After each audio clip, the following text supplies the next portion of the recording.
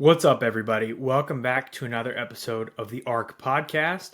On this week's episode, we have special guest Jack Brandt. Matt and I had the pleasure of playing travel baseball growing up with Jack. He's one of Matt and I's favorite teammates that we've ever played with, as discussed and shown in this episode. We go through Jack's journey through sports, starting in high school and going through him playing both baseball and football at the Coast Guard Academy. He goes into the mental battles that he faced both in sports and in his college life while juggling military priorities while being in school. He goes into life after college and his commitment to serve in the Coast Guard after college. So he goes into that life after sports aspect, which is really interesting and cool to see. And then that leads us to where we are today, where he's in law school and attacking a new thing.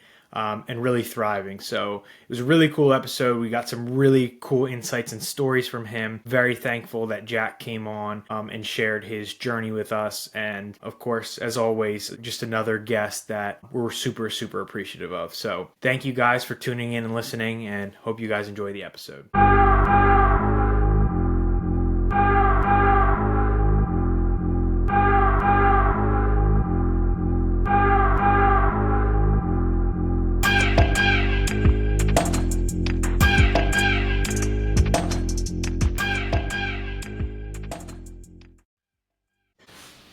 Hey, what's up, Jack? Thanks for coming on.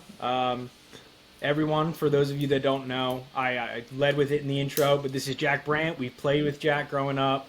Got to have some cool conversations with Jack before we even started this. But without further ado, I'll hand it off to Jack, and you can introduce yourself, give us your background, and we'll go from there.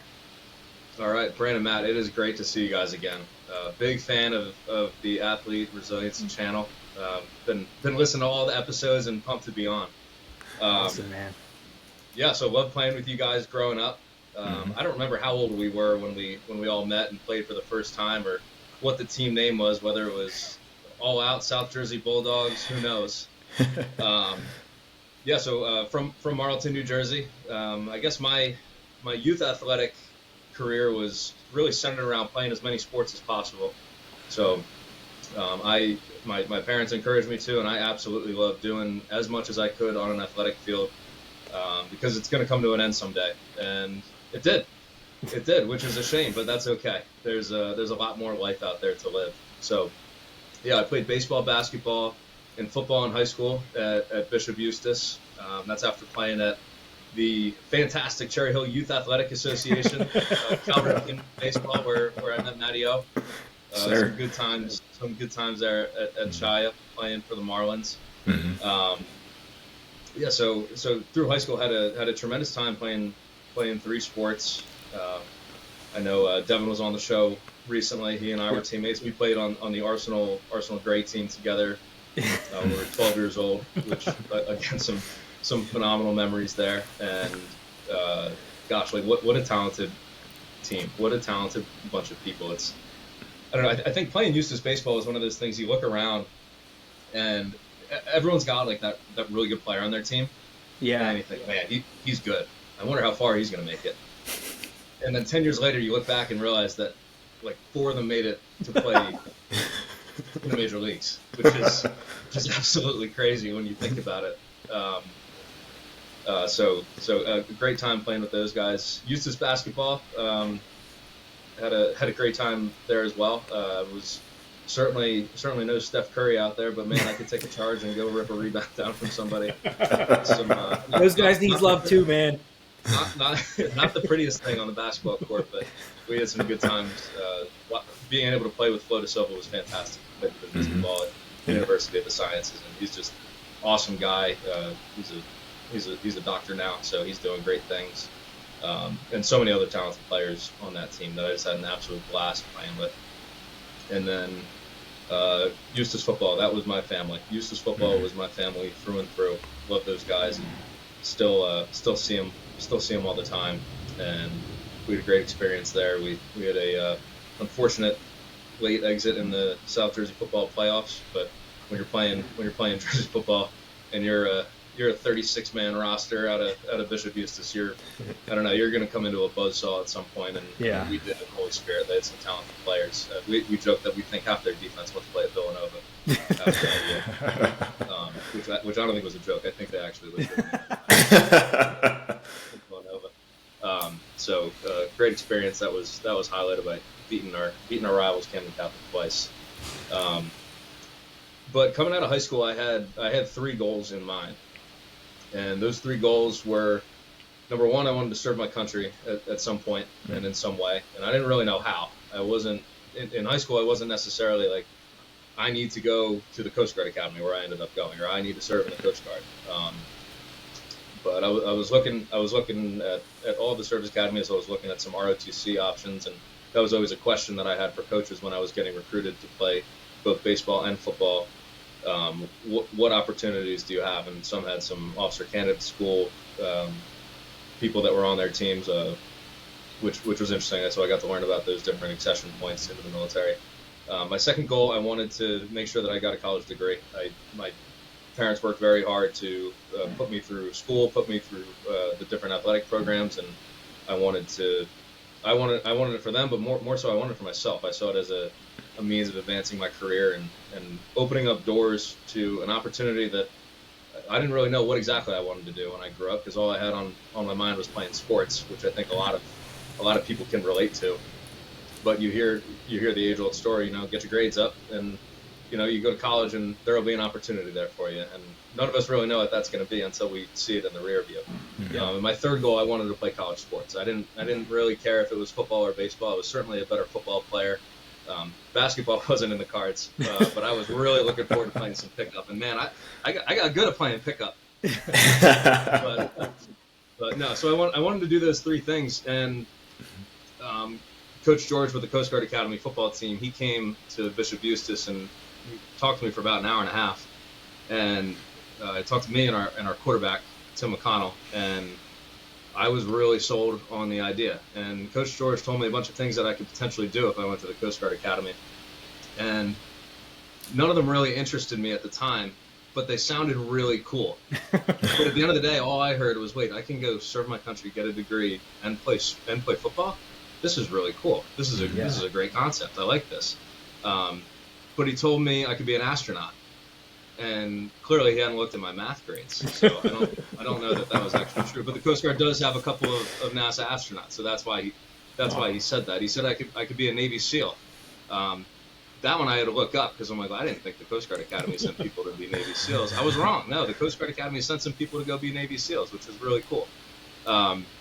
He said I could go to the University of Michigan and become an engineer. Again, Michigan's got some great football. I would love to go to grad school at Michigan and watch the Wolverines play. But I didn't really see that in my future at all because I just hadn't looked ahead that far. I was a 17-year-old kid. All I had on my mind was playing sports. And then he told me you could even be a lawyer. You can go to law school if you go to the Coast Guard Academy. And I'm like, I'm just eating it all up. I'm like, man, there's so many opportunities here. This is so cool. I'm like, but I'm definitely not going to want to go to law school. That's like 3 years of school. That's crazy. I want to go to college, play sports, serve, and we'll figure it out from there. So I was like, there's absolutely no way I'm ever going to go to law school. That's nuts. Anyway, so now I'm in law school at Southern University in Boston. So I kind of say all that to preface before getting into the college experience. None of my plans have worked out, but gosh, life is good. I'm just having the time of my life. So I must have some horrible plans because I can't imagine life being any better. So I'm glad nothing else worked out. Anyway, yeah. So went on to the Coast Guard Academy and had a great time. It starts off with SWAB Summer, which is a 7-week boot camp experience, which starts off a 4-year training and academic and athletic journey. So I showed up and I was ready to play college football. There's a picture from me. There's a picture of me the day we showed up, and I have really long hair, and I'm wearing our Eustace Basketball Conference Championship T-shirt, and it's just like it's firm on me. I got big traps, I got broad shoulders. I look like I'm ready to play college football. And the next picture is after I got like shaggy hair. The next picture is after we got buzzed, and I look like a thumb. I look ridiculous. I somehow look even bigger. So I was about 230 pounds, and all of it was up here in the legs, and I felt really good. I was like, I'm ready to play ball. Let's go. Yeah, we did a lot of running that summer.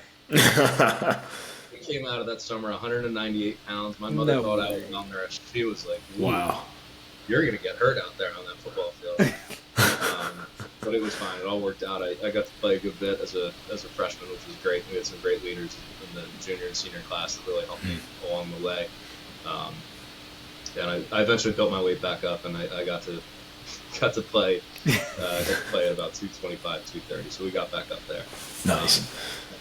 And one of the biggest bonuses when I visited the Coast Guard Academy, I went to meet the defensive coordinator, Coach Grant, C.C. Grant, one of my greatest mentors, great coach, phenomenal friend. Absolutely love the man. He's such a tremendous role model in my life, and I feel very thankful that I had the opportunity to play for him and Coach George and that entire staff. But Coach Grant was a baseball coach, and he was in the middle of baseball practice when I met him, and he's like, "You play baseball too, right?" I said, "Yeah, I do." He's like, "You want to play here?" I said, "Sure, I could send you some film." He's like, "Nah, 6'4" pitchers don't walk into my office all the time." I was kind of like, "Really? Okay, yeah, I'll play." So I did, and I got to play 4 years of baseball, which is fantastic.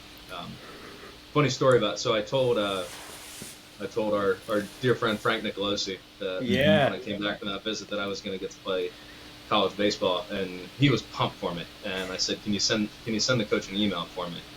His name is Ulysses Grant, which is Coach Grant's name. He got so mad at me. He was like, "You're messing with me. That's rude. Like, we've worked so hard to get you to this point, and you're telling me that a former president of the United States." I'm like, "No, I'm not stupid. I'm not stupid." Anyway, I had to show him the roster. I'm like, "Hey, this is real email. This is real. This is Coach Grant." Anyway, yeah. So I had a tremendous 4 years playing two sports. Was honored to be the captain of the baseball team my junior and senior year, and the captain of the football team my senior year, which was a great time, and we had a really great group of guys. And funny story. So the other captain of the football team our senior year, he is actually also stationed in Boston right now, and he's doing law school part-time at Suffolk. So we sit next to each other in Trustin Estates right now. So that's awesome. I think this class is going to go a little bit better than calculus went for us when we tried to create our own method. I had the lowest passing grade in our class in Calc 2. So I didn't fail, but I got a D. That's humbling experience. Yeah, so I graduated, and I got orders to go to the Coast Guard cutter Escanaba, which is a 270-foot medium endurance cutter. We did patrols down in the Eastern Caribbean and the Western Caribbean, the Eastern Pacific Ocean, and then we did one patrol up in the Northeast doing fisheries management and enforcement. And each of those missions were really different, but I was really enamored with the counter-narcotic mission, which we did in the Eastern Pacific and Western Caribbean. It was fun. It was exhilarating. It made me feel, it's that when you stop playing, you're like, I want that pregame feeling. And you feel that when you're in the small boat getting lowered down into a coffee sea in the middle of the night to chase down some drug smugglers. And there's just something kind of cool about jumping from your boat onto another boat onto $30 million worth of cocaine. And there's so many layers to that where, the humanitarian side of it, you see how evil the cartels are, and how the people running those drugs are not necessarily the bad guys. They're put in a really bad spot where they feel like they don't have any other options. So there's a very eye-opening experience on the drug trade and how much Americans play a very vital role in fueling that drug trade. And it's sobering to see. It's sobering to look at somebody and see their situation and understand that people with a lot more control over their own lives are taking away from the lives of others that they've never met, they've never seen before. After my time in the Escanaba, I got orders to be on a pre-commissioned ship. So it was a ship that was being built out of Louisiana, and she was set to sail for Bahrain. So I did about a year here in the States where we did pre-commissioning work. Got the ship commissioned in New York City in April 2022. We set sail June 15th, 2022, and we went east, and we arrived in Bahrain on August 23rd after a 70-day transit.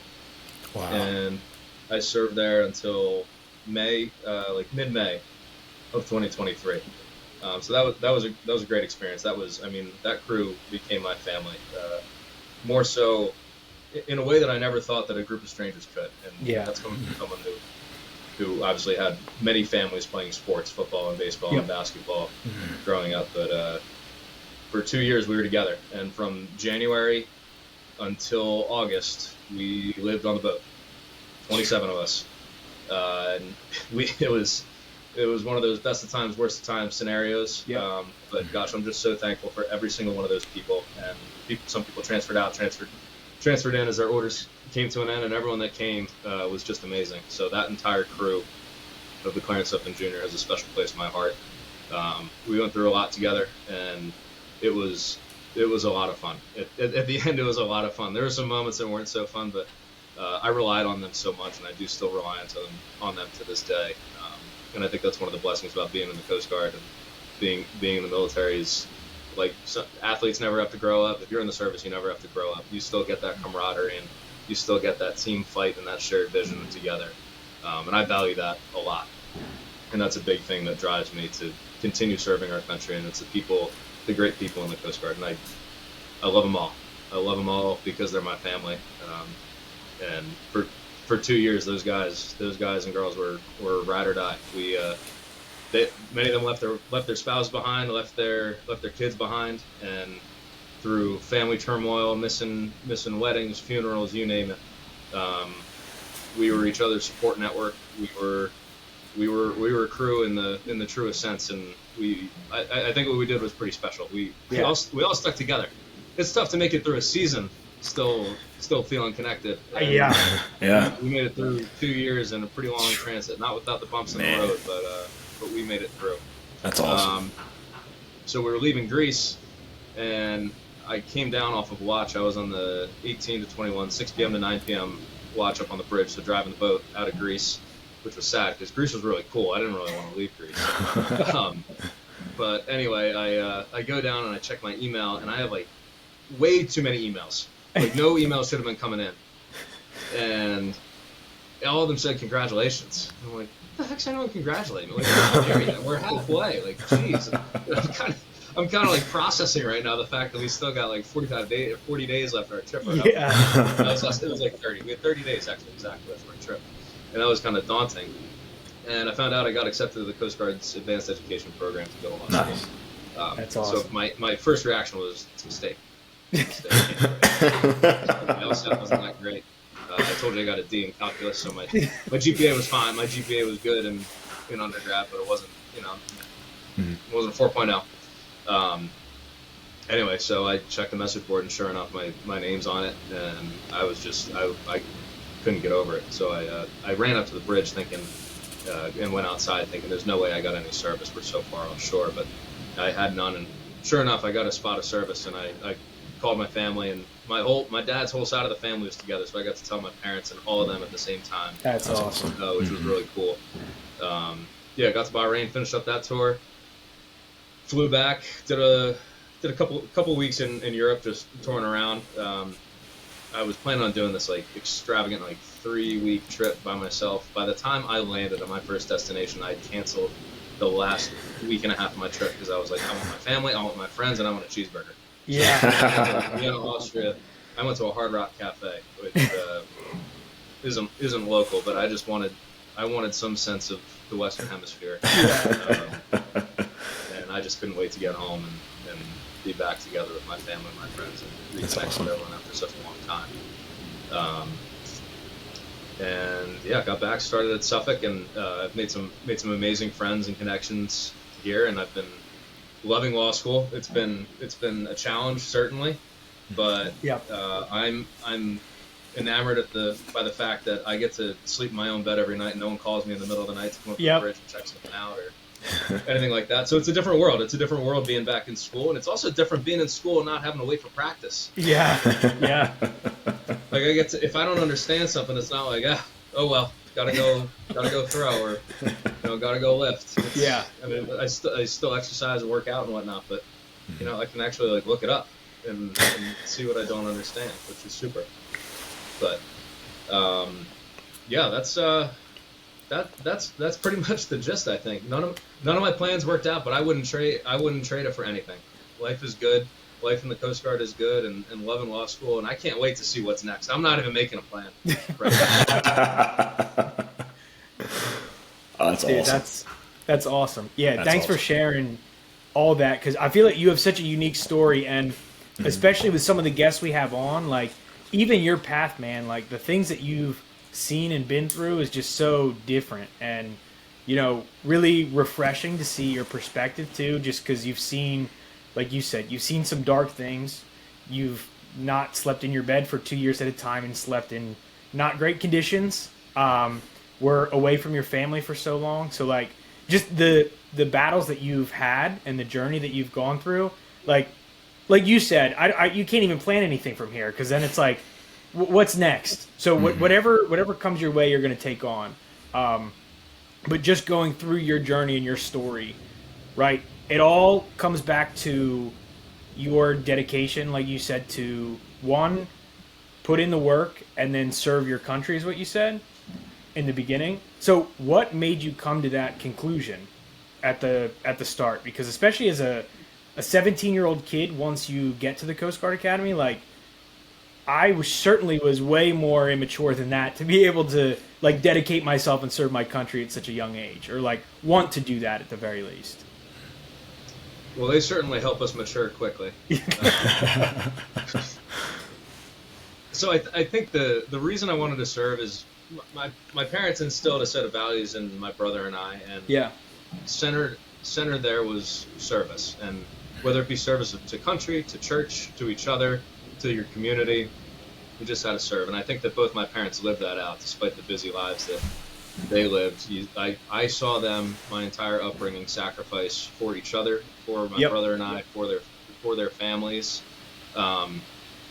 They my family has a deep respect, admiration, and thankfulness for all of the opportunities that we have in America. And both my grandfathers served, my grandmother served. I have plenty of aunts and uncles, cousins that have been involved in the military, police, fire in some way. So I think a little bit of it is embedded in us as a family. And honestly, watching the volunteer work that I saw my parents do, especially coaching and in the church.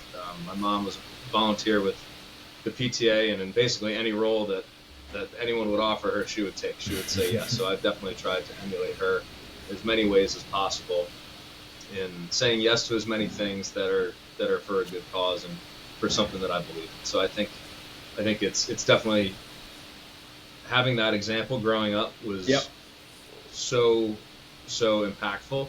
And then it's also, as I grew up, forming my own values and realizing what I care about. And some of it is not fully understanding. Like I think I understand the world and myself differently at 29 than I did at 17, certainly.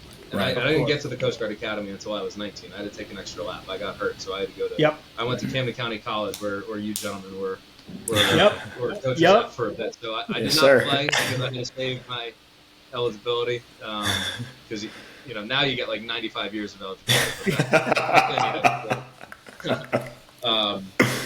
Anyway, yeah. So I was a Cougar for a year. I was a Camden County. Let's Camden go. County Cougar. Roll Cougs. Roll Cougs.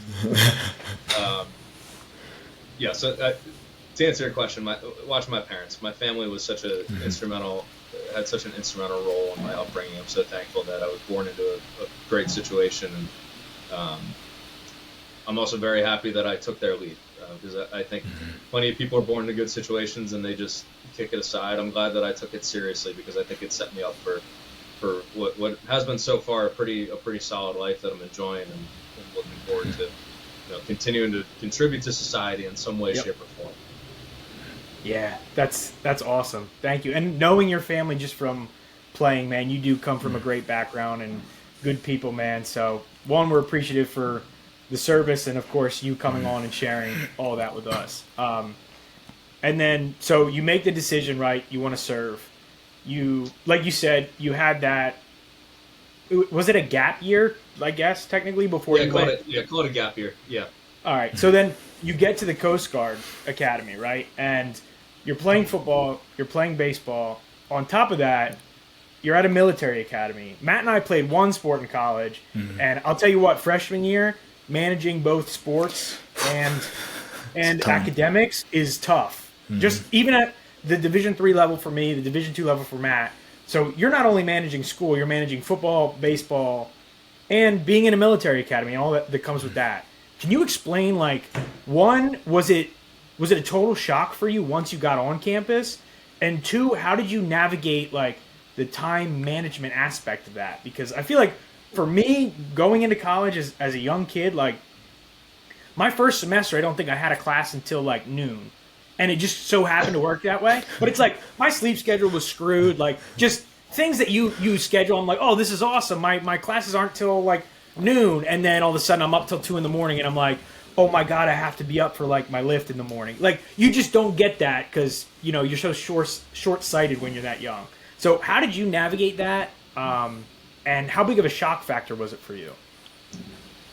Well, it's structured. So you have to show up. They tell you exactly where to be, when to be there, what to wear. So it's a matter of following directions. Yep. And I think, again, going back to my upbringing, I was raised in a household where you were expected to follow directions. Yeah. And it was a shock. I think anytime you go into an environment like that, it's a bit of a shock. It's like, whoa, it's that reality of, oh, this is it. Yeah. Okay. I think you can liken it to, you hear about this crazy conditioning coach and you hear his workouts are nuts. And then you do the workout, you're like, whoa.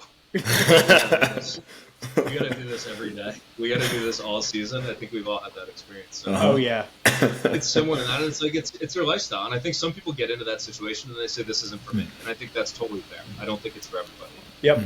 I think that you can say that about a million things in life. I think you could say it about law school. I think there are plenty of people that probably showed up and said, this isn't for me. And maybe you finish, maybe you don't. Maybe that's good, maybe that's bad. I don't know. I think, look, I'm the guy whose plans, who's the plan works. It just doesn't go exactly how I wrote it. So I think there's also something to be said for the person that shows up, doesn't think it's for them, and sticks it out. I think that's really admirable. For me, it was, I knew what I wanted to do, and despite how hard it was, I knew I wanted to do it. So I was confident when I was there that I was gonna get through it and eventually do a good job. The training was hard. Yeah. But it wasn't that hard. You just do it, and some of that is being an athlete, and you treat it like conditioning. You're just screaming while you're conditioning, which actually takes a lot out of you. It's underrated. If you ever want to get a good workout, just start like counting to 100 while you're doing push-ups or whatever. It's harder than just doing 100 push-ups. So I remember after that summer going to the gym and doing workouts. It's like, oh, I don't have to scream. My lungs don't hurt. So I felt ready for it, and it's also, you're not the only one going through it. So you look to your left, you look to your right, and there are other people, and they're going through the exact same thing as you. There were multiple two-sport athletes in my class. I think I don't know how many there ended up being, but a couple of us played baseball and football, so you rely on each other, and you look to your teammates and see how they're doing, and you just ride it out together. Your teammates, your family, all the way through, and there's also something to be said for, you're holding, and they're putting us through our physical conditioning, and you got to hold a squat, and you're screaming at the top of your lungs. You look to your left, you look to your right, and you see everyone else is still up. You're not going to be the one to go down. There's that internal challenge of, I'm not breaking. You're going to break. You're not going to break. And then it starts out that way, almost like a me versus you. And then the summer goes along, and the 4 years go along, and it's you're not going to break. I'm not going to break because you're not going to break, and you're not going to break because I'm going to break. We're in this together. We're going to get through. We're going to pick each other up. And you become a team that way. And I think that goes for the entire academy experience. I know my freshman year, my grades were awful. I got to midterms. I was a 2.0.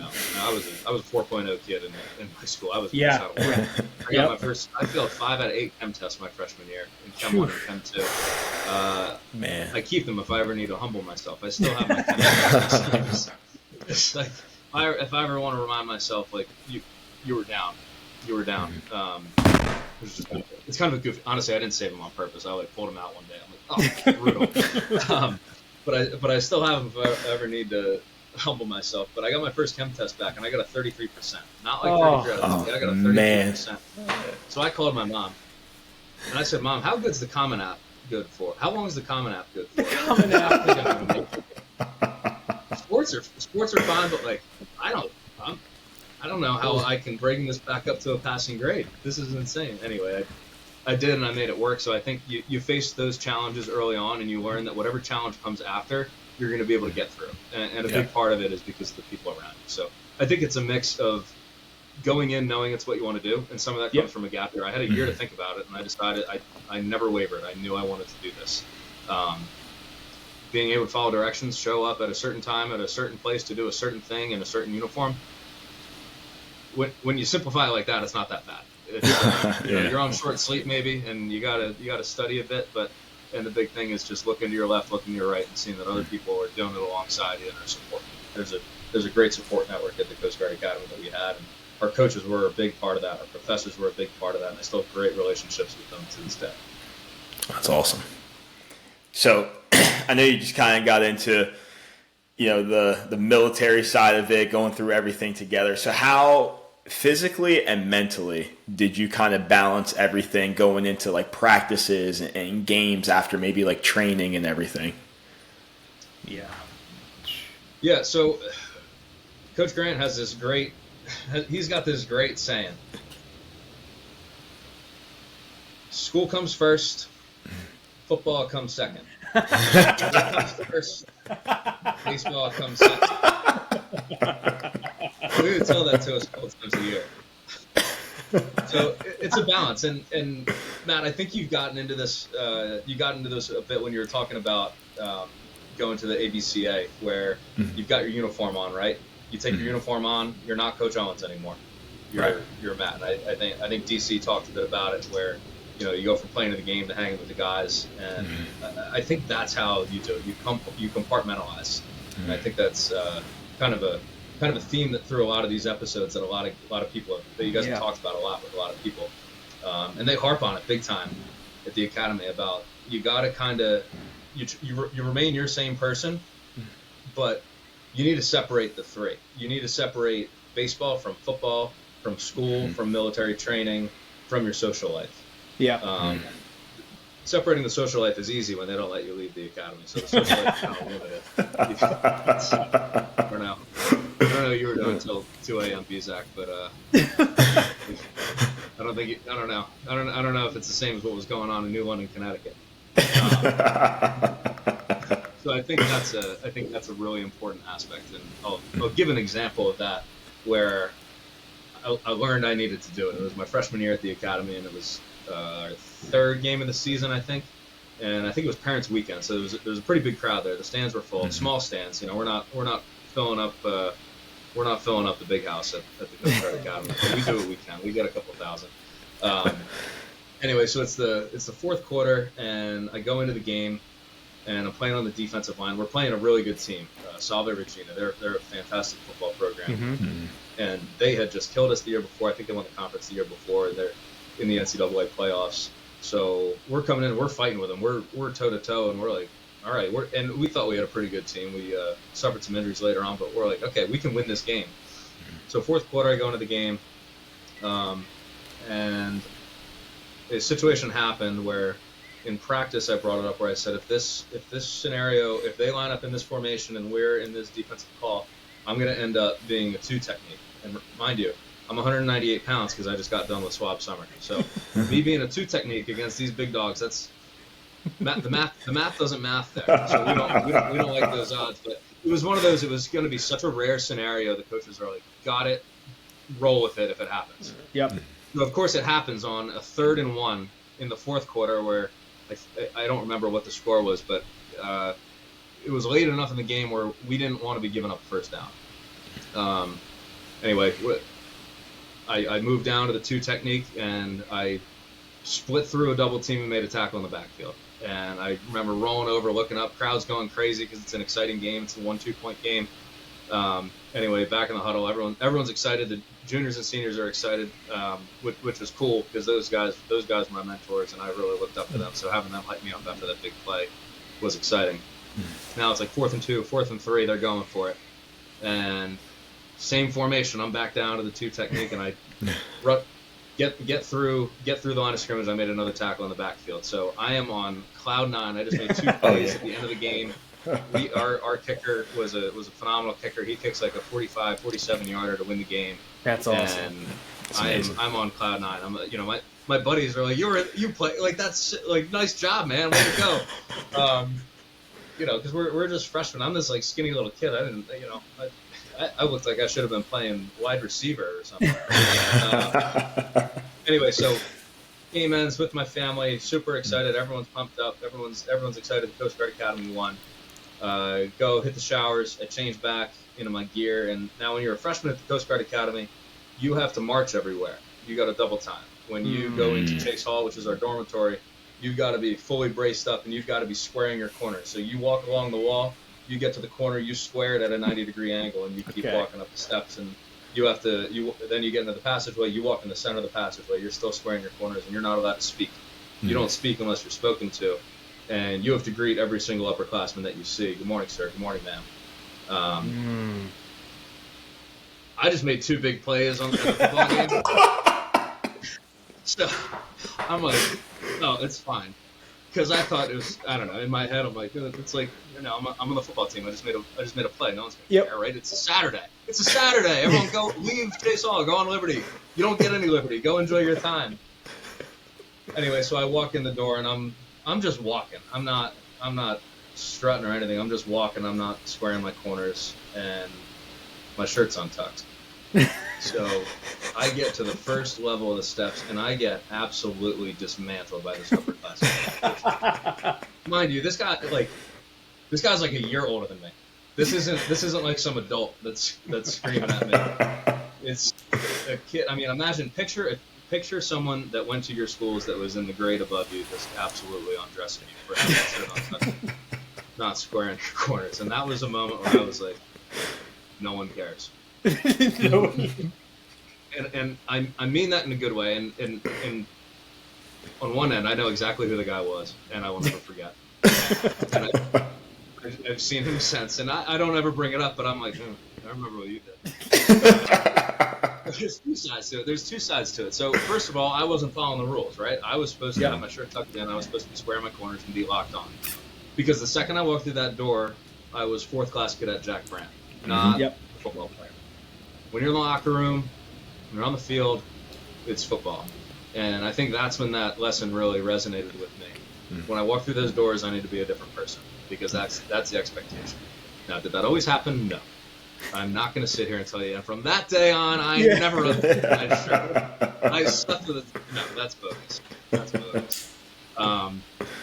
But you realize, like, okay, all right, there really are some people here that are they're gonna take their Saturday afternoon to yell at some poor 19-year-old kid who's just trying to get back up to his room, so he can put his uniform on and grab a bag of clothes and go spend time with his family. So I shared that story with my family and my friends after we all went out to lunch and dinner that afternoon. They were laughing pretty good.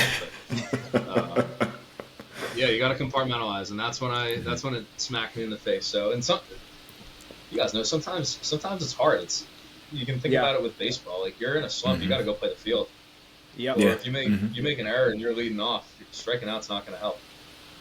Yeah, so I think and I think that's really served me well through the rest of my career, is separating moments. At the same time, you can't separate too much, because then you start to lose yourself a bit. So I think it's important to just be able to check in with people, and check in with the people closest with you, and make sure that you're still on point. You're still doing what you need to do. The compartmentalization, I feel like, is so important, and Matt and I have talked about it before. At one point, I feel like, when you're younger, you have it just naturally. I feel like it's like you play sports and then you're done. It's like, oh, I get to go hang out with my friends, because that's what life is when you're 10 through 12. Man, and then once you get older, everything starts to blend, because it's like, I want this really bad, So now I'm like, deliberately everything in my life has to be geared towards this. Which in some aspects it's like, listen, there are steps you do have to take outside of when you're playing a sport in order to achieve what you want to achieve, whether that's getting the right sleep, your nutrition's got to be spot on, lifting, whatever it is. Like, there is things in your life you do have to incorporate. But man, there were times when like I'd be slumping. I'm sure Matt's had the same thing, and like you just can't let it go in your personal life. And then it's like your whole week's ruined, your whole day's ruined, and it's like, over what? Like you said, all of a sudden you go back into your dorm room. You go back into where no one cares, truthfully. Like, no one else cares. So it's like, whether you did good or you did bad, once you get back to your other part of your life, like, none of it matters. It's all in the past. Yeah. And no one cares. I don't mean that as a negative thing at all. No, not at all. Not at all. Take care of yourself. Coach Joe Mazzulla with the Boston Celtics, right here in town. I'm a big fan of his. Derek White's favorite quote of his. He won like Coach of the Month or something. And he's like, "Oh, congrats, Coach." No one cares. And I think that's fantastic. Because at the end of the day, a lot of people care. Like, we all have our support Of course. network. We all have our families, our friends. But at the end of the day, you gotta lock in yourself, I think, and you gotta make sure you take care of business in every aspect of life. So how did you bring that then from playing and being in the military academy to post grad? You're serving, right? And like you referenced, you've seen some dark parts of society and dark parts of human nature. How do you, as Jack Brandt the person, compartmentalize that to be like, this is my job, this is how I'm going to serve? And then, one, like you said, you do have to compartmentalize it, because I think if you think about it all the time, it's probably going to drive you crazy. Don't want to speak for you, but I'm sure it's the way it is. But also, like you said, you do take lessons away from that and are so thankful for the situation that you're in, the hard work that you put in to get where you need to be. How do you navigate that, where you're able to compartmentalize some of the things that you did see, but also blend it in as a lesson for you moving forward, whether that's when you continue to serve or in your like personal life going day by day? I think Brandon, it's kind of like what you said. It becomes fluid, and it kind of just goes. So going from the academy to being an officer is a big shift, and similar to when you're doing a squat next to somebody and you're realizing you're doing it with each other. You got a bunch of other people. Nothing's new. I got some great advice early in my career. There's no such thing as a hard job. There's just jobs that haven't been done. And I think that's great advice. Because you can find someone that's done the thing before, and people are willing to help. And I think that I feel very fortunate that in our service, I think we have a lot of the best of society. And I think that is not unique to the Coast Guard. I don't think it's unique to the military. I think that in the world, people want to help each other. I mean, Matt, you're still coaching because you want to help people, right? Like, Brandon, you want to do performance coaching because you want to help people. I'm in the Coast Guard because I want to help people. And I think most people have that in some way, shape, or form dialed into them. And I think the more that we can just lock into that and recognize that, like, once I realized everyone was on my team, on my ship, it didn't take very long, by the way. It was very quick in learning, like, if I come in humble and I know that I don't know anything because I just got here, and I will give myself up to you. Like, please help me. Please help me, and I will help you, and I will learn how I can help you. And people did that. We have just such a great supportive crew. And I just have nothing but the utmost respect for the enlisted members of the U.S. Coast Guard. They are the workhorses, and they have built me up so much. I rely on them for their sage advice and counsel and hard work. So we had just a great crew in the Escanaba and the Sutphen as well. People that I thought I could go to, and they would give great advice. Officers and enlisted, but when you're an ensign, your first rank out of the academy, you're a division officer, and you have, let's say 5 people under you, and then you move up to the next spot, and then you got 20 people under you. And every step along the way, you got some kids are out of boot camp, they're 18 years old, and they're like, "You're born in the 1990s?" I'm like, "All right, buddy." Then you got other people, they've been in the service, and they're in their 40s. I mean, the military's very young. It's unlike a lot of professions where you're quote unquote old when you're in your 30s, because you're probably gonna you hit retirement age in your early 40s, which is unheard of, but pretty neat. but it's all being in it together on the same team, and you're all going through that shared experience, especially when you're on a ship, when you're underway at sea together. Sea madness is real. I can imagine. Crazy, and like, Coast Guard ships, we're not going underway for as long as the folks in the Navy. So I God bless what they do, and submariners. Yeah, no clue how you go without seeing the light of day for so long. So that's like my biggest fear. What they do.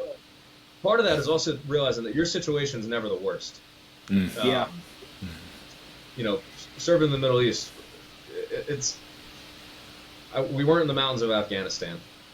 There are people that have sacrificed so much more. There are families who have sacrificed so much more.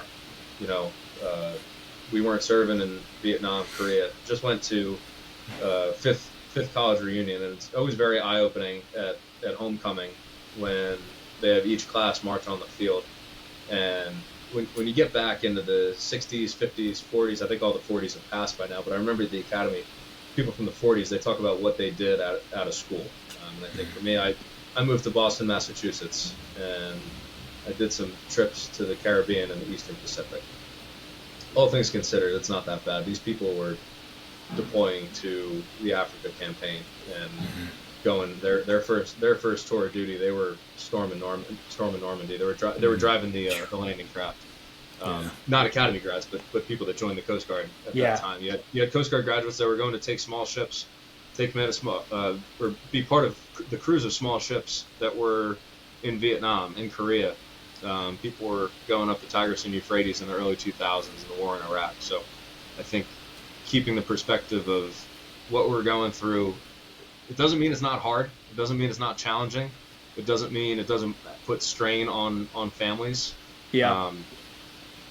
But I think it's important to keep in mind that while whatever you're going through may feel like the worst day, there's someone else that's having a worse day out there. So some of that I think goes to just being thankful for what we got and having the perspective to appreciate it. Thank you for listening to the ARC podcast. This episode is sponsored by the Philly Pretzel Factory of Marlton, located on North Maple Ave in Marlton, New Jersey. Tell them Matt and Brandon sent you. We appreciate all your support. Thank you for listening, and back to the podcast. That's awesome, man. Thank you. Yeah, dude, you have such a unique story, man. It's awesome because a lot of the experiences that you've had, just no one can even dream of, both good and bad. You've seen a lot, both good and bad, but just the work that you've put in through everything that you've done. You mentioned it, you're on a boat for what, 2 years? Is that what you said? 2 years was the time frame? Stationed on it for 2 years, yeah. I mean, it's a mix of being in port and underway. So we weren't just out to sea for 2 years. No, of course, but it's still you're stationed on a boat. That's crazy. How do you manage that mentally, being away for 2 years like that? Like you said, there's definitely sea madness, and I'm sure like you said, even though you're with the same people and you said it's a family and you bond, even the people I love the most, you get tired of them pretty quick a lot of the times, or you're not agreeing on everything. How do you manage that mentally and also know at the end of the day you got a job to do too? So it's not just we're out here just having a ball. You're out there, you're there to do a job as well. How do you manage that? I think that's exactly it. Is you recognize that you have a job to do and you keep the mission first. Yeah. You care for each other as people, right? But it's you're on a team. If you might not really be getting along with the shortstop very well if you're the left fielder. Mm-hmm. But if someone hits a ball to the corner and you got to pick it up and throw it in, you're not getting that ball to home plate without the shortstop, because the shortstop's probably taking that cutoff, because you're probably not getting to the third baseman if you're playing on any decent sized field. Mm-hmm. So you got to rely on each other no matter what. Everyone's got a job to do.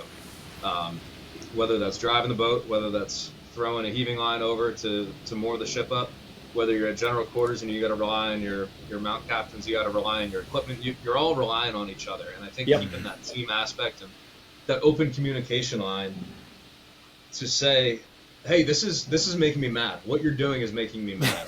And I think some of that, there's a lot of good leadership lessons there in that you've got to open yourself up to criticism if you're leading people. And our captain, David Anderson, was great with that. He was great about, I mean, the lowest ranking person on the boat isn't going to be calling out the skipper. That doesn't work. That's not good. That's like, that's the bench warmer telling the coach he stinks. That doesn't work. I'm kidding. That's a bad analogy there, but it comes with good communication and being able to speak up and down the chain of command and make sure that everyone understands what's going on. Don't suffer in silence is a phrase I hear a lot. And, yeah. If someone's having a bad day, if you're a family, you gotta know that. It might not get better, but at least you know. And maybe you change the way that you maybe you let something go that day. Maybe you realize like going through it right now, and I gotta be there. And how can I be there? My first captain, Mike Nally, absolutely amazing guy, and one of the major reasons why I wanted to still go to sea my second tour. Him and our XO second in command, Nicole Tessanero. Fantastic people. I owe them a lot. In our first meeting aboard the boat with the skipper, he said to us, "You're never too busy for please and thank you. I'm not, so you're not." Yeah. And I was like, man, my mom used to tell me that. I'm gonna like this here. This is cool. Manners go a long way. I mean, the difference between saying "do this" and "could you please do this," it's a huge difference if you're doing that every single day. Definitely. Pick up the bucket, pick up the balls in the cage. I don't know. Maybe that's a little easier. That's one of the baseball players just instinct. We get like weirdly excited about it. You see. Only 3 balls left in the bucket. Go, get as many as you can. Fill your bucket, fill your helmet, fill them all up. But I think that speaks a lot to sports too, and it's one of those things. I don't know that we ever really. I don't know how much we talked about it playing together, and like how important was communication. Like we know. I got it. You, me for a pop-up in the infield is really important, right? Like we do those jobs. I think that's training communication in a certain way. Putting your hands up when you're the cutoff man, that's communication in a way. You're standing there getting ready to tag a guy out. Putting the fingers down, the catcher putting the fingers down, telling the pitcher what to do. Those, the hand gestures. There's a lot of communication that goes on in sports, on the football field. If I'm down in my stance, I don't really have much. I can't really talk to the guys behind me much, so I'm making hand gestures out here with my free hand, or maybe you tap your butt on one side or the other, and that's a signal to the linebacker on which side you want them to go to.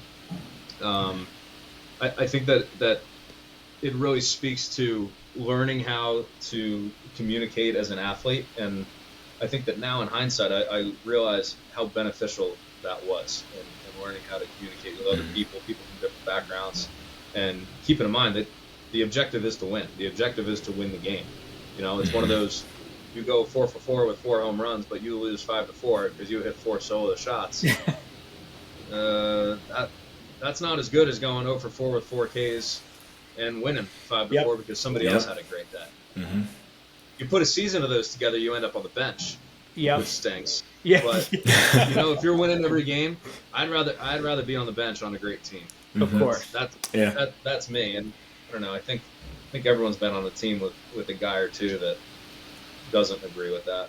But you guys are such great teammates, and are still such great teammates that you guys were team first guys. Yeah, it's funny. You kind of walked into like the leadership aspect. I was going to ask a question, with a little background first, right? So like, you, me and you, we started playing probably. I was 10, I think, at the time. And I can finally remember, you being, like, pretty much the captain of the team, like, the leadership guy, a very strong communicator, like, in the dugout and everything like that. And, it's awesome. And I wasn't surprised, like, when you went into the military after college, after college, because I'm like, man, like, this guy, he's been doing this since he was, like, 10, right? So how have you kind of always put that to the forefront, right? Like you just said, for example, like there's guys that can go 0 for 4 and, you win and they're upset. Like that's never been you. And I've seen that firsthand. Like how have you from a young age to even now put leadership, put communication first and overall, the overall team goal of just winning, like getting the job done at any cost possible and uplifting others throughout that journey too? How have you kind of been able to hone that skill, put it first for you every single day? 100% from watching my parents. And Matt, I think you know the story that I'm going to tell in a minute here. But watching my parents, watching my brother, my little brother, he was a phenomenal athlete, phenomenal competitor. I loved watching him play and playing with him through the years. But also, winning is just so much more fun than losing. I don't know. I love getting a hit. I love making a tackle. I love making a play. High school defensive line coach, Coach Johnson, rest in peace, he would always tell us, you don't have to make the tackle to make the play. You don't have to make the tackle to make the play. And that just rung in my ear between the ages of 14 to 18. You don't have to make the tackle to make the play. And some of that is you got to pull and guard, you spell them out, and the backer comes up. And it's a really good feeling. Yeah. It hurts a little bit. But when you're sitting a double team down and you know that you just kept that guard or that tackle off your linebacker who just made a hit in the backfield, they'll give you a tap on the butt, thank you later for it. Your spine's a little mangled. There's some heavy dudes in D3. There's some heavy dudes where it's like, man, you lost 40 pounds, got a little bit of better shape, you can work on your footwork a bit. You could be a ball player, but man, love that. I don't know. You just gotta win. Like winning is so much more fun than anything else. Being able, that feeling at the end, whether you played the most and you were the star player, the shortstop, the pitcher, or if you're the last guy off the bench, you're all equal when you're lifting a trophy over your head. And anyone that has ever won at any level, I think, can relate to that and experience that. I don't know, like the Super Bowl just passed. I can only imagine what that feels like at that level. I can only imagine what it feels like, the Division I National Championship, the World Series, gosh, you name it. So speaking of winning and leadership and communications, my parents they always coached Kevin and I, my brother, growing up. And they coached Matt too, and they were always involved, whether they were coaching or not. They're in the batting cage, throwing batting practice. My mom and my dad. So a lot of times my dad was coming from work. My mom would get the bucket of balls and start tossing in the cage to all of us. Oh yeah. And she threw one pitch, and Big Tucker Colton is up there, rips the ball right back at her, whacks her right in the throwing arm, and everyone's like, "Oh my gosh!" She just like brings her arm out, picks the ball up, and throws it again. So, one, never quit, never stop. That's the lesson I took from that. Two, yikes.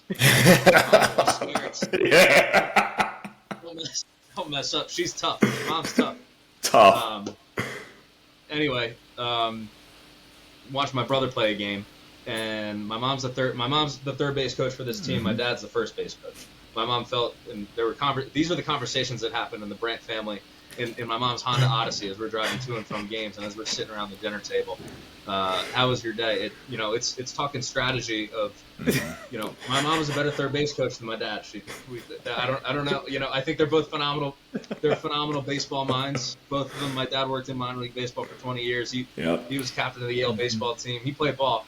My mom's an athlete. She's the athlete of the family. My dad always says she just got inducted into the St. Michael's College Hall of Fame. Her cross-country skiing team. She played every sport under the sun. But anyway, in this one particular game, it's my brother's game. I'm not playing. And she's coaching third base. Kid hits a man on first, I believe, and it's the bottom of the sixth inning, and tie ball game, if I'm not mistaken. Kid's on first base, ground ball. Kid starts running to second. Third baseman picks up the ball, throws it to first base. The kid that was running to second starts running to third. Out at first. First baseman steps up and throws the ball to third base. The third baseman completely misses the ball, hits him square in the face. Blood gushing everywhere, all over the field. He's on the ground, writhing in pain. My mom's standing there in the third base coach's box, windmilling her arm around. Get going, round the bases, bring it home, win the game. Game over. Kid's still bleeding at third base, but they won. Ruthless. And after the game, gosh, the parents and the coaches are loving it and laughing like, Mary Claire Brandt, don't mess with her. Yep. She was here for one reason, to win.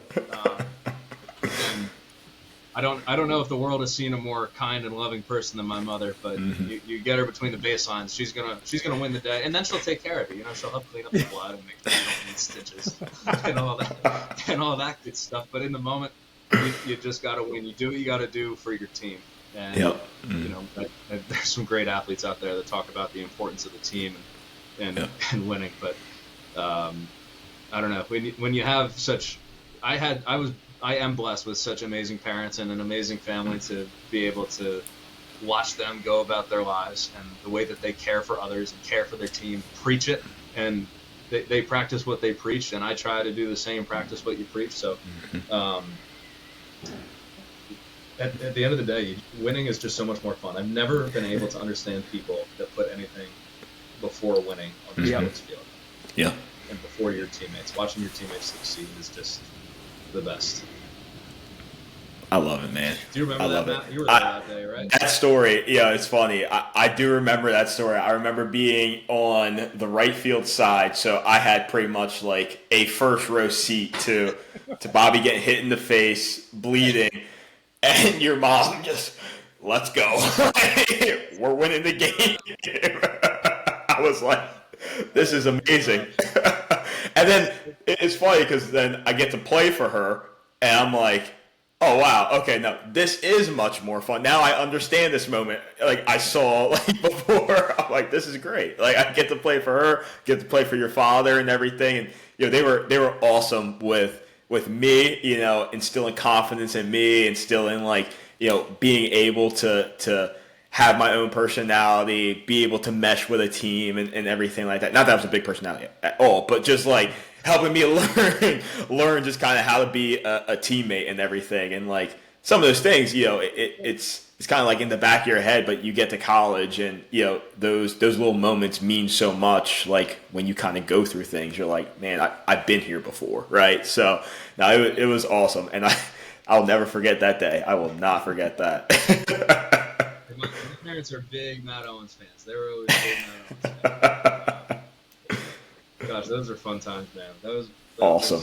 That was yeah. No, I'm glad. I'm so happy that you got to share in that experience, playing for my parents. I feel like not many kids get to say that their mom and their dad were their coach. No, that's cool. It's pretty cool.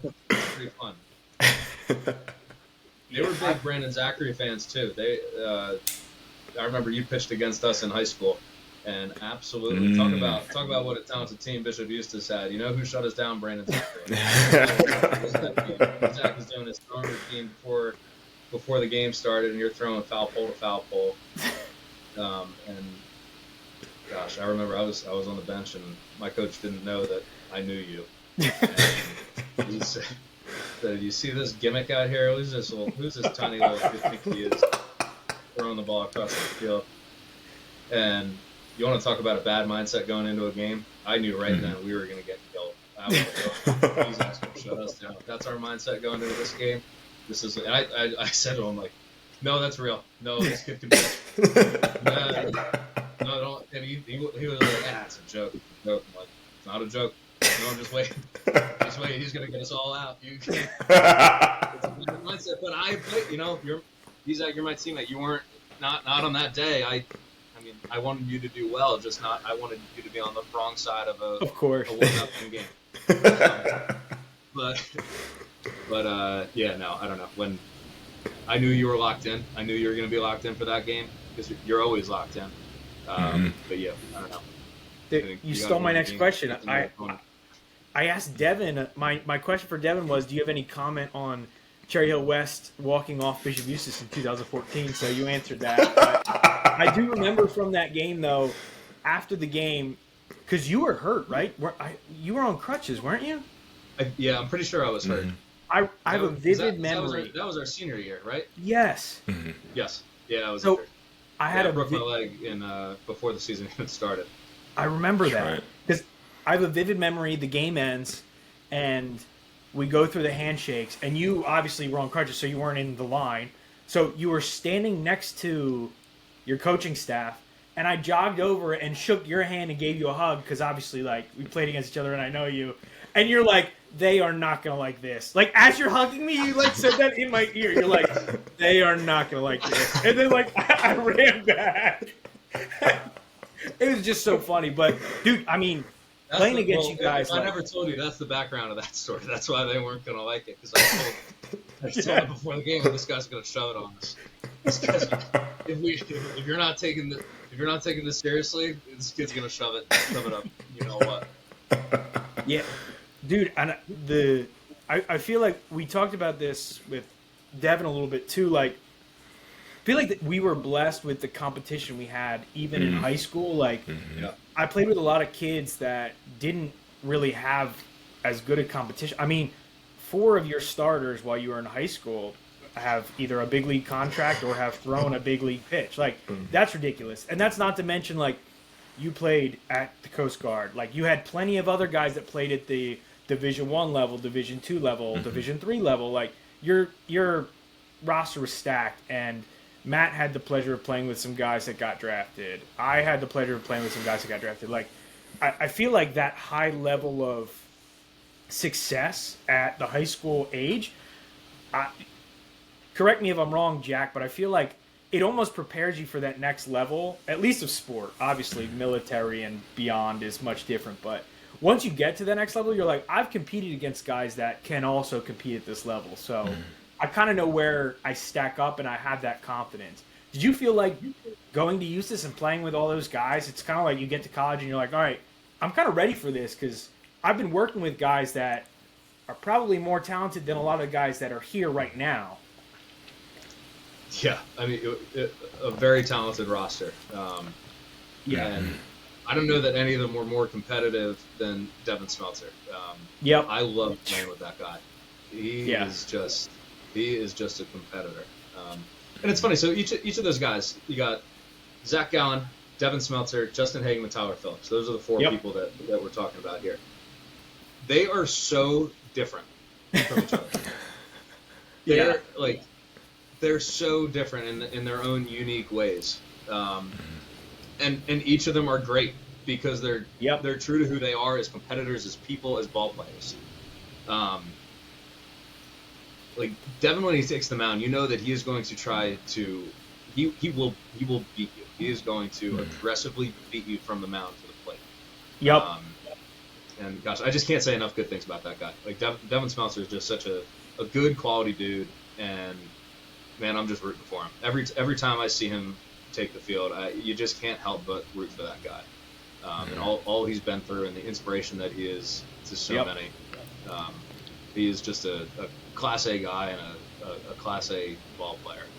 To answer your question, yeah, I think it gives you a ton of confidence. And we all played against the same people. We all played with the same people. Yep. And some of that is going over to the old facility in the middle of the summer, and or you go back on winter break in college, and you don't know who you're going to run into there, and you don't know who's going to be back. So sometimes sometimes we're working out together and we're getting our work in. Sometimes we're doing individual workouts, sometimes we're not. One day I go back and I have the opportunity to go through a workout with Donovan Casey, who's playing at Boston College, and that's cool. You get to see these different experiences. You come back again, and some of these guys are playing pro ball. You get to talk to Devin about what's life like in different organizations. And DC, same thing. It's cool to hear their perspectives and pick up some tips from one another. And specifically talking about going to play at the Coast Guard Academy and the D3 level, 100%. I faced Devin Smeltzer in practice, and then I faced Zach Gowan in practice. We grow up playing against these guys, and how about this? Devin, Zach, and Justin were all on the same literally Cal Ripken team. Yep. That's crazy. No wonder they won states. Loaded. Not fair. Insane. Three 12-year-olds just mowing down the rest of us like, regular baseball players. And the rest of their team was great too. They had some great ball players. John Panchella, Tom Tyrell, Nick Brown.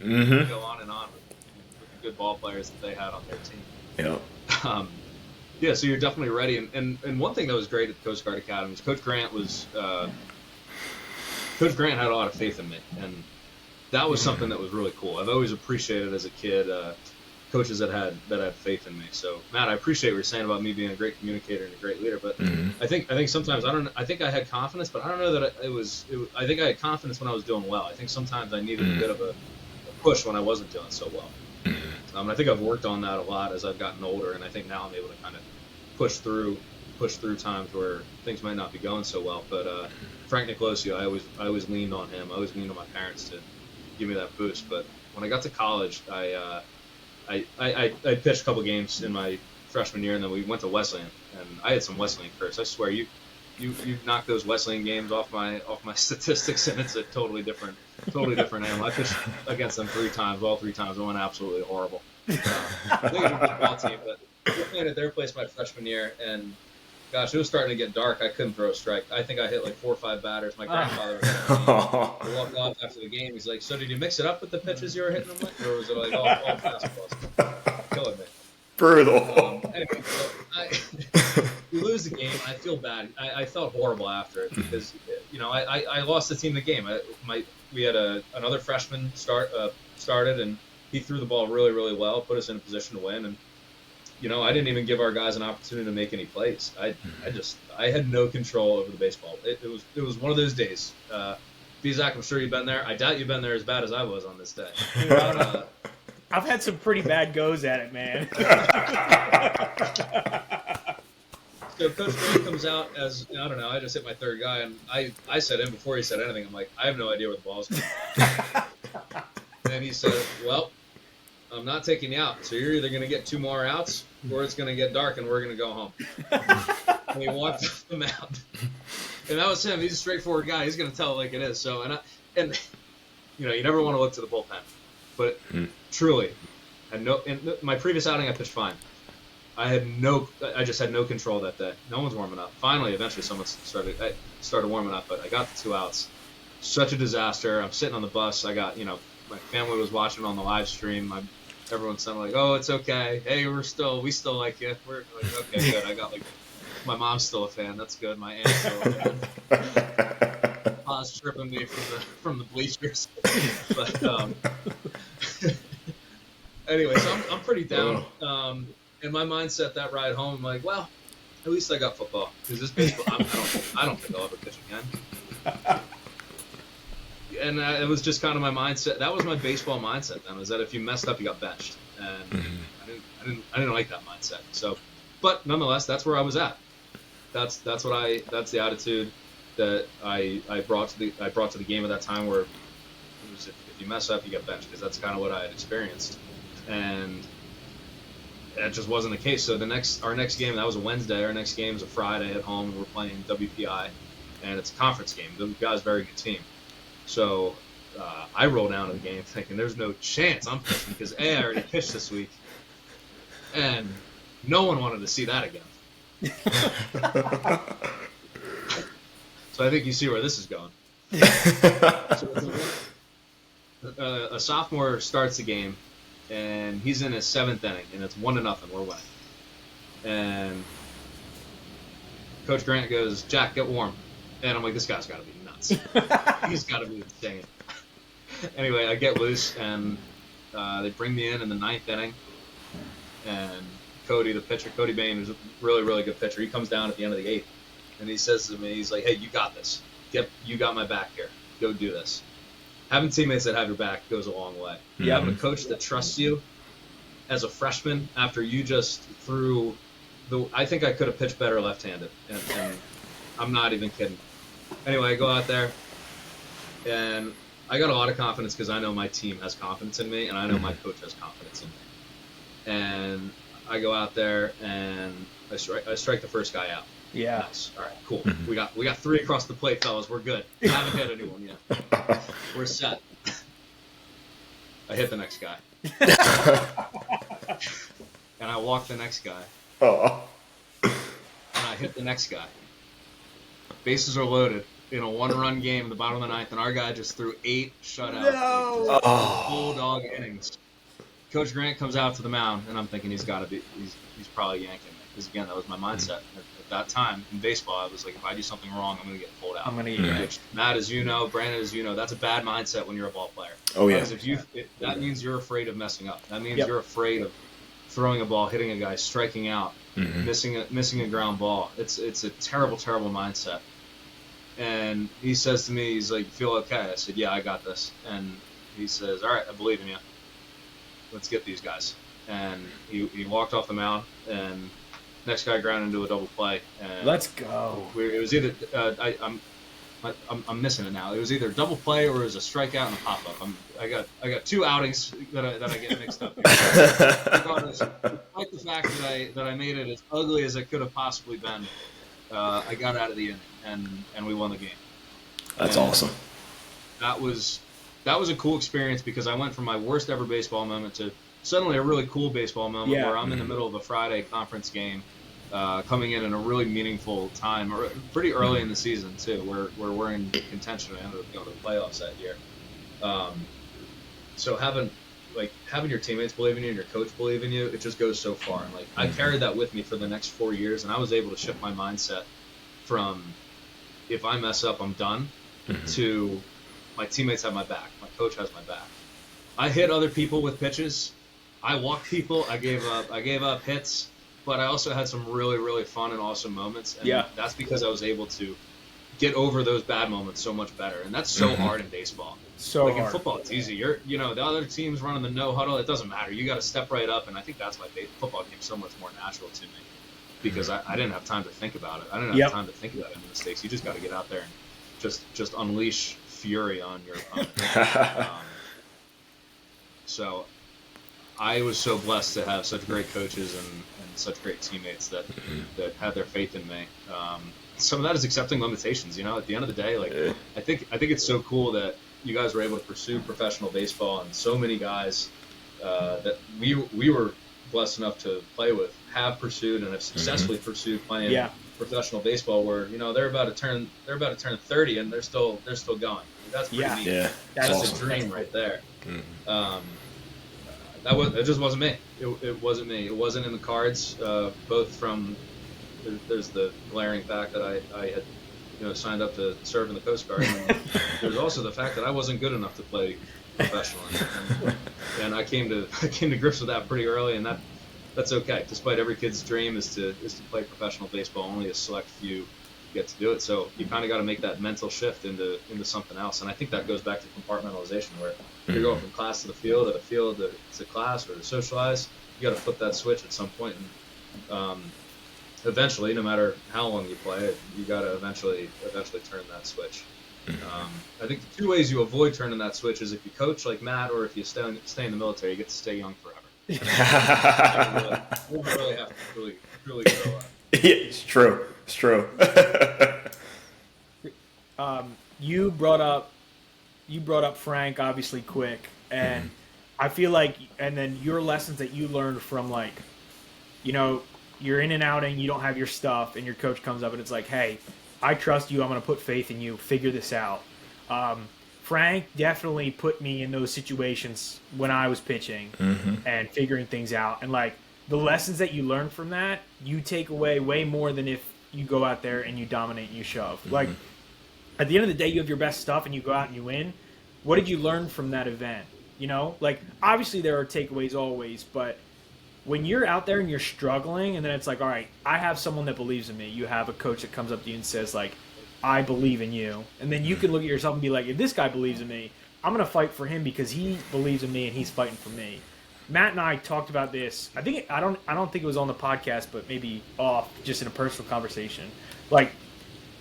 Matt and I had situations where we're in pressure, and in the moment, it's like, what if I fail? That's the question, right? You're on the mound. What if I fail? And a big thing that I wish I tried, I wish I did more, that I probably did later in my career a little bit better, was instead of what if I fail, what if I dominate? You reframe that a little bit, because then in your head you're thinking, all right, all I've been thinking about is, what if I fail? All right, this guy gets a single off me, and then they win the game, and blah, blah, blah, blah. Well, what if I dominate? What if I strike him out, and we win this game? Just even that glimmer of hope, I feel can make a mental shift. Just like you said, you have the confidence now to go out and compete, even when you're all right, struck the first guy out, hit the next guy, walk the next two. All right, focus back up. Let's get this. I have the abilities to be able to do this. Now let's go implement that. Let's go do that. So I feel like those lessons, man, are more important than any of the successes that you can have. 100%. I mean, I think it's even more so than what if I strike this guy out, or what if I succeed. It's how do I succeed? What's your plan? And anything in life, right? Matt, you gave that presentation at the ABCA. I bet you practiced a time or two. You know? Yeah. You go up and wing it and you bomb it. It's like, well, yeah. Oh yeah. You don't warm up, you're probably not going to have a good day. Yep. I think it's how you prepare. How you prepare for anything. Like when we were about to transit from Florida to Bahrain, we did a lot of prep work for that. We did a lot of practice, and the practice in navigation is much different than practice in the bullpen, and it's different than running poles and conditioning and doing your ab circuits and whatnot. But it's, do we have all of our charts? Do we have the electronic charts uploaded? Do we have our equipment? Do we have our different tools that we need to make sure that we're going to be able to execute our missions? Do we have the right ammunition on board? Do we have the right guns? Do they work? Are the maintenance cards filled out properly? Do our communication systems work? Because if we can't talk to each other through our headsets, I don't know. You can only give so many hand signals before you stop understanding each other and you look just like a crazy person. Is the team ready to work together to combat a casualty if we have a fire, if it starts flooding? Like we did our drills in that way. The Coast Guard doesn't set general quarters very often. We don't go into those battle ready scenarios as often as the Navy does. They're surface warfare masters. That's their calling card. Ours is more of a law enforcement humanitarian mission.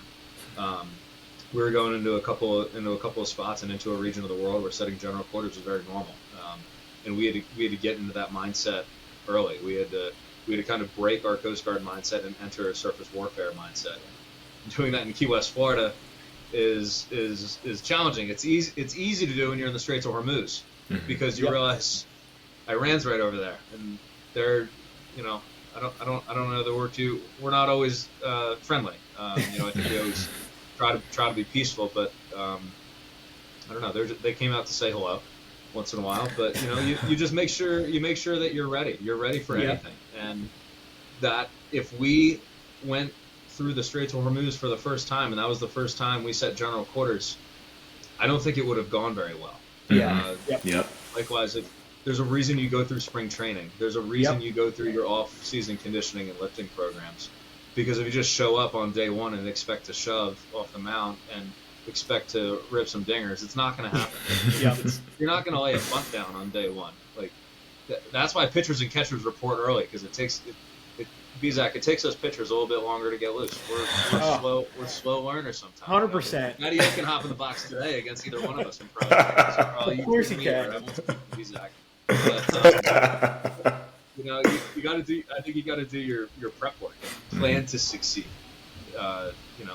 Like having the mindset of like, what if we lose? Or what if? What? I think you have to play the what if game in preparation. I think it's really important to play the what if game, and maybe less so in baseball. Like, what if I strike out looking? Like that doesn't help. That's not a helpful mindset. That's not a helpful preparation. But what if I take a pitch on the low? What if I take a fastball on the low outside corner? What's going to happen next? What's this pitcher's tendency? So I looked at his chart. And again, this depends on the level. Like, granted, if for the listeners, if you're a 12-year-old kid listening, don't look at pitch charts. Just have fun, man. Just go swing hard, baby. Swing the bat. If you're in high school, go have fun. Just swing the bat. I don't know. But if you're in college, you got to be doing your homework. You got to know what lineup you're going. Definitely. You got to know on the football side of things. What is this? What is this for me as a defensive lineman? What's his tackles tell? Everyone's got to tell. Is he lean into his, if he's the left tackle, is he lean into his right and he's going to try to get down to the backer? I'm going to adjust myself in my stance according to that. And you got to pick up these things on film. And there are some things that you can't pick up on film, and you pick them up in the first couple plays of the game. And maybe you give yourself a little bit more space from the line of scrimmage to be able to get a better read at that. And you pick up on tendencies. The running back coming to the line of scrimmage every play, and if it's a pass play, he's standing up a little bit more. He's doing the Ashton Genty straight. But then it's a running play, and he's hunched over. He's ready to go. He's staring straight at the B gap because we know he's going there. Or the guard, maybe the guards look really confused on the play, and the center's got to tell them what to do. That was my favorite, when the center had to tell the guards where to go, because there's no question, there's no guesswork. Like, man, what did I watch all this film for? Like, these guys are telling me this is fantastic. I'm getting into my wide nine stance, and I'm going to rush the quarterback. right? Like, I don't know. I think we did so much prep work, and I mean, Matt, I'm sure you do a lot of this with your guys right now. Helping the hitters, read the pitches. Is he tipping pitches? Is he giving you a sign of where this ball is going to go? Yeah, man. Yeah, I mean, the preparation too is like, we've talked about this too, especially with like goal setting, and both of us think goal setting is important, but at the end of the day, what's the most important piece is the process that goes along with the goal. Because like, you can say like, this is the goal that I want to achieve. I want to be a big leaguer. Okay, well, what does that mean? Like Devin was just talking about it from the time he was a little kid. His goal has been be a Hall of Fame baseball player, and then what he described is like, how do I get there? He would call it as stepping stones. It's like, all right, well, what helps us get there? Playing at a Division I school, great. Getting drafted, great. And then from there, those are the stepping stones. How do I get to that point? What does a Division I baseball player look like? How do I get to be, 185 pounds as a pitcher when you're skinny? How do you throw a ball 90 miles an hour? How do I get stronger? How do I run faster? Whatever it is, like the processes that you put in place are going to be what allows you to succeed. And that's where your confidence comes from. Like you said, if you're in a big spot and you haven't done any work all off season and you're in a pressured situation, what do you have to fall back on that you can be confident about? It's like, I didn't put any work in for this. I'm just out here trying my best. Like, because I know every day in the off season I did something that got me better and prepared me for this moment. That's when you can take a step off the mound, take a deep breath, and be like, listen, I put in the work. I know my abilities, and I'm going to go out there and I'm going to do my thing. And I feel like a lot of that has shown throughout your whole life. Now, moving into law school and beyond, how do you think your lessons that we've talked about, lessons that you've learned, will now apply now, just as you said, being a student, and it's a little bit easier now. You don't have athletics involved while you're in school. Like, you can just kind of focus on that. How do you bring like that competitive drive that you had from sports into, one, your daily life, and two, law school, what you're striving towards and working towards now? Yeah, so it's different in law school because it's like chemistry and calculus I talked about earlier. Yeah. I didn't really want to be a chemist and a math. Those are two plans that worked out. That worked itself out, but yep. I knew that I didn't do that early on. But it's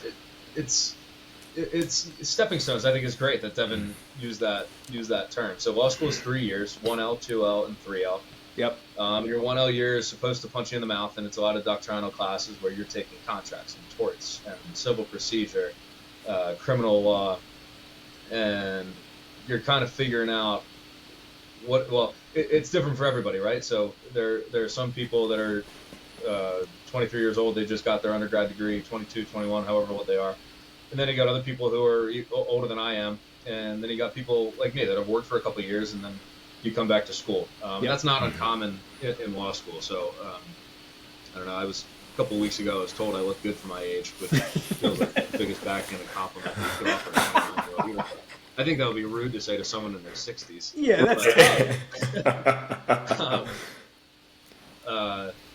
anyway, you set those stepping stones. Like, what do I want to look like as a 1L? And some of that is personal goals too. So I had different personal goals as well. So I'm coming back from the Middle East when I started school. So my number one priority was reconnecting with my family and friends because I hadn't seen them in a while. Yeah. And it was setting that social life, because in Bahrain I had an awesome like internal to our crew social life. When we were underway, we were family.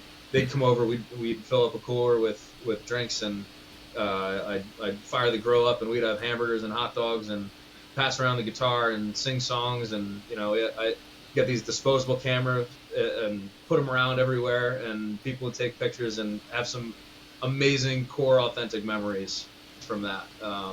So we'd hang out. Super Bowl party at 2 a.m. because that's what time it was when the Super Bowl was. That's so we were zombies for the first quarter, and then eventually put a pot of coffee on, and then we all rolled to work afterwards. So,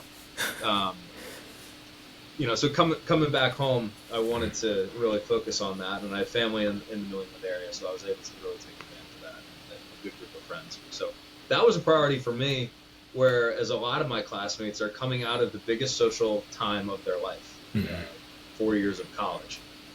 So it's almost a shift from going from playing sports, potentially socializing, partying, and going into, okay, I need to grow up a little bit now and become a student. And law school is the one is hard. I bet it's really hard if you're going from that. Mm.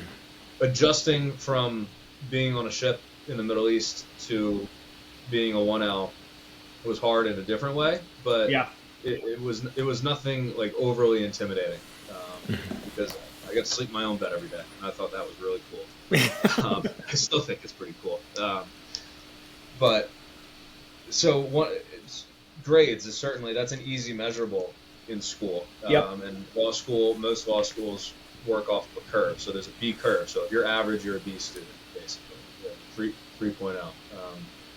So I didn't really know how I was going to stack up with everybody else, because it depends on how everybody else does. So I think the goal is just to do as well as you possibly can. And I think in an environment at Suffolk, you have the opportunity to do that. And then you get to pursue things that you really, really like. And it's a mix of things you really like, and then you also know that looming at the end of law school is the bar exam. Mm-hmm. Yeah. You have to pass the bar exam to become a lawyer. Otherwise, you just went to 3 years of school, and now I guess you got to find something new to do. Which is, I don't know. I'm not fearful of that, because I have confidence going in, because I pay attention in school. I do my work. Yep. I take my tests, and look, it's one of those. At the end of the day, you kind of said it there. If you do everything that you can do, and you put in all the prep work, and you still can't reach that final pillar of success, then maybe it's just not meant to be. But I know when the bar exam comes, I'm going to put in my work, doing my study sessions, and make sure that I'm ready for that test. I know that I know how to prepare. So I'll feel very confident going into that test. I'm sure I'll walk out not feeling confident, because I haven't met anybody that was like, I just loved the bar exam. That was so much fun. So I don't think that's going to be a very fun day. No. But going into it, I'm going to know that I did everything that I could prepare. And then I'll, refresh my email for the next however many months, even though I know it's not going to come out until a very particular day. So it's also thinking about, what's my practice going to be like once I'm an attorney, and I'm going to be a JAG in the Coast Guard. I'm going to still serve in the Coast Guard. So some of that is interning at the district legal office in Boston in the summer, and learning what is it like to be a Coast Guard attorney, and looking at some of those attorneys there, and see what I like, see what I don't like, and try to see, okay, how am I going to fit into this world? Where do I fit into CGJAG? And then going back to school and seeing, okay, what are things that I could pick up at school where I can make the Coast Guard better, where I can make the service as a whole, or one particular office, better. The thing that I've been focusing on is legal technology. Suffolk Law is leaning hard into legal technology. So going into this past year, my 2L year, and still stands today, but sometimes I have a little bit of trouble working my iPhone. I get my girlfriend yells at me sometimes when I type with my finger. She won't be happy that I shared that, but anyway.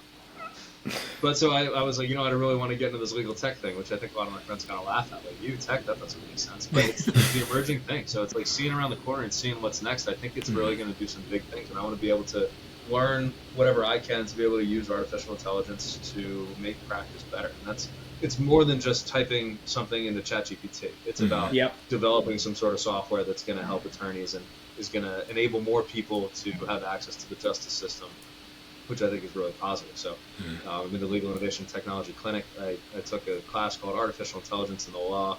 I'm taking generative artificial intelligence in the delivery of legal services. So courses that I say it to family members and friends and attorneys that I meet, and they're like, oh, I didn't take that class. Yeah. Because it obviously didn't exist. So I'm concentrating in legal innovation technology for my degree program. So I'm just trying to lean into that as much as possible. So I want to be the best at that as I possibly can. And it's like being on a team with my fellow classmates. Is I'm not competing with them. Like, look, if I get a B+ or an A-, I have such great peace of mind, which is so unique going into law school, where I'm going to be working with the Coast Guard no matter what. So if I get a B+, an A-, an A, I care. I care for me because I'm competitive and I want to do as well as I can. And I also want to understand the material really well. So when I don't get a good grade, it means that I didn't understand something so well. And I owe it not to myself, but I owe it to the Coast Guard to figure out what I don't understand. Yeah. They're not sending me to law school for me. Yeah. Yep. I'm not going to take a job at one of these big firms. I'm here to serve the country. I'm here to serve the service. The Coast Guard members deserve good attorneys, and I want to be one for them. I've been underway, and I see how people rely on calling Coast Guard lawyers, and I want to be the person on the other end of the phone that's going to be able to give the right advice, give legally sound advice, and also hopefully, due to my operational background and the relationships I still have in the operational fleet, and rely on that to kind of empathize and understand where they're at. Like, all right, what do you're on a boarding right now? I know what that feels like. I know what that's like. You're getting rocked around right now. I'm going to get you an answer. I'm going to get you a good answer, but I'm going to get you an answer turned around quick because I know that you want to get that boarding wrapped up. And whatever the situation may be, it may be an issue of misconduct. Misconduct on vessels is tough. When someone's getting in trouble, it impacts the entire crew. And I think, I hope I can be a person, I can be an attorney that understands that, empathizes with that, and tries to give commanders the best advice possible. And I think some of that is bringing legal technology into the Coast Guard, and I think we're open to it, and I hope so. And if the day comes where they say we want to implement this, I want to be the person that's there saying I know how to do that. Yeah. And setting myself up to help serve the Coast Guard in the best way possible. That's awesome, man.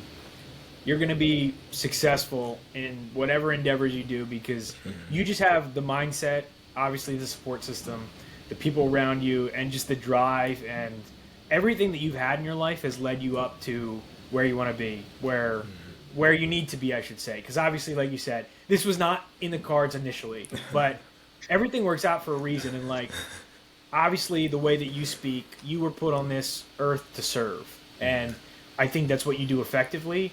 And I think the other part of that is you were also put on this earth to lead.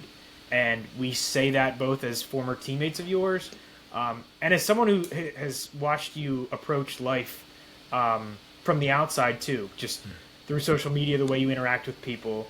And that leads into you attacking the Boston Marathon as well. That's crazy, man. Like, you're getting right into it. That might be the ugliest 26 miles anyone has ever run, but it's gonna happen. It's gonna happen. It's funny. I got a lot of people that are like, "Ooh, you're gonna be all right. You're gonna be all right."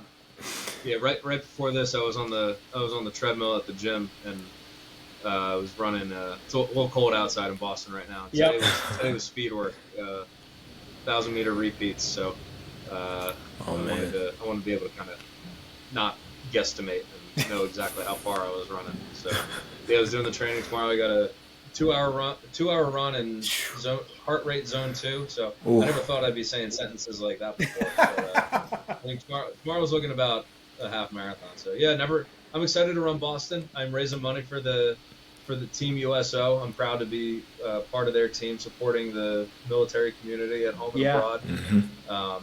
Our goal, it's more than just attacking the competition. It's raising money for a good cause. We're trying to raise money for the USO and support their programming. The USO, ask anyone that you know in the military, they're going to tell you a good story about the USO. Maybe it's something as simple as going to their lounges for military members at the airport, or the support that they give to families. I know they were there for us every step of the way as we were crossing the Atlantic and the Mediterranean and getting up to Bahrain. They were there in Bahrain all the time. Famous USO tours that have been going on since the 1940s, I believe. It's a great organization. I'm proud to be part of it, proud to be running for them. It's definitely, inspired me to get back into volunteer work, which I love. So I've been doing some work with them, some work with the Shamrock Foundation with the Celtics, selling 50/50 tickets, doing some once in a while at the New England Home for Veterans right down here in Boston.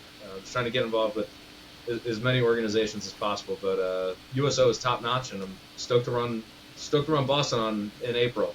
It's gonna be fun. Dude, I mean, I don't know. I'm going to be very tired at the end of it. I don't know. Yeah. Like anything worth doing is hard. Anything worth doing is hard, and I'll be happy.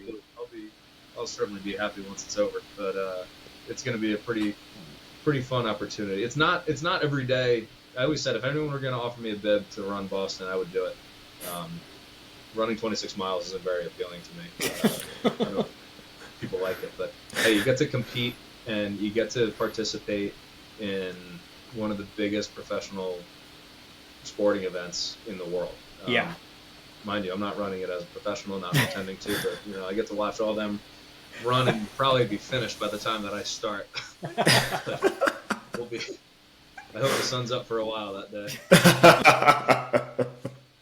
No, it'll be fun, man. It'll be fun. Training's been fun. It's been fun training for something. I have, you know, physically, since playing sports, I haven't really trained for anything other than just like general fitness and personal challenges.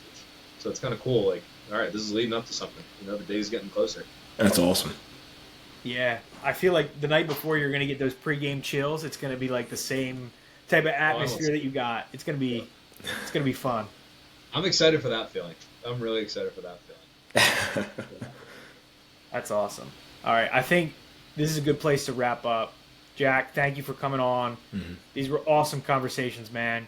You are one of one. You're a special guy, man, and we appreciate you coming on and sharing your story because you have some awesome insights. Obviously, Matt and I really respect your friendship, your leadership, the way that you just go about your business and your life and your experiences. So we really appreciate you coming on and showing support, man.